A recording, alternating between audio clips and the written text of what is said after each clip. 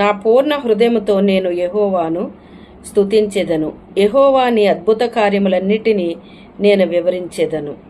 చూడండి, దావీదు గారు ఇలా సెలవిస్తున్నాడు, నా పూర్ణ హృదయముతో నేను యెహోవాను స్తుతించెదను అని చెప్తున్నాడండి.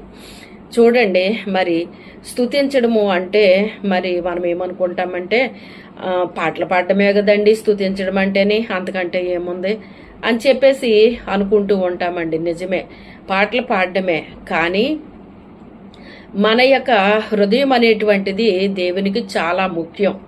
మన హృదయం అనేటువంటిది దేవునికి మరి ఇష్టమైనప్పుడు, దీన మనసు కలిగి మనం ఉంటే మనలో దేవుడు నివసిస్తాడు. మన దేవుడు మనలో నివసించినప్పుడు మన దేహము కూడా దేవునికి ఆలయంగా ఉంటుందండి. అలా ఉన్నప్పుడు మనము దేవుడిని స్తుతించినప్పుడు అంట అది దేవుడికి చాలా ఇష్టం అవుతుందంట. అందుకే కాంతిగల నక్షత్రములారా యెహోవాను స్తుతించండి అంటున్నాడు.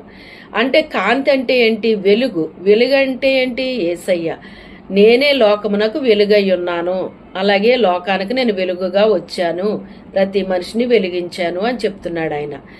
అలాగా మరి దేవుడు ఏ రీతిగా లోకానికి వెలుగై ఉన్నాడో మీరు కూడా లోకానికి వెలుగై ఉండాలన్నాడు.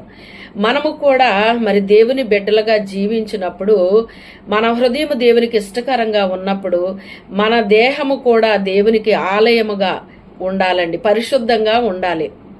మీ దేహము దేవుని మహింపరచడానికి గాని మరి అది జారవత్వము నిమిత్తము కాదు అని పౌలు గారు కొరింథీయులకు చెప్తున్నారు. ఆ రీతిగా మన హృదయాన్ని, మన శరీరాన్ని మనం పవిత్రంగా పరిశుద్ధంగా ఉంచినప్పుడు అప్పుడు మనము సంపూర్ణ మనస్సుతో ఎప్పుడైతే దేవుణ్ణి మనం పూర్ణ హృదయంతో దేవుణ్ణి స్తుతిస్తున్నామో అది దేవునికి చాలా ఇష్టమైపోద్దంటండి. ఆయనకి యథార్థవంతులు స్తుతిస్తేనంట అది చాలా శోభస్కరంగా ఉంటుందని వాక్యము సెలవిస్తుందండి. అయితే స్తుతించడం అనేటువంటిది కాదు, కానీ ముఖ్యం మన హృదయం ఎలా ఉంది అనేటువంటిది చాలా ముఖ్యం, మన శరీరం ఎలా ఉంది అనేటువంటిది చాలా ముఖ్యం. ఈ రెండు కూడా దేవునికి అంగీకారంగా మనం ఉన్నటప్పుడు అప్పుడు మనము స్తుతిస్తుంటే మన రాగము ఎలాగుంది, మన యొక్క స్వరం ఎలాగుంది, ఇది కాదండి దేవుడు లక్ష్య పెట్టేది.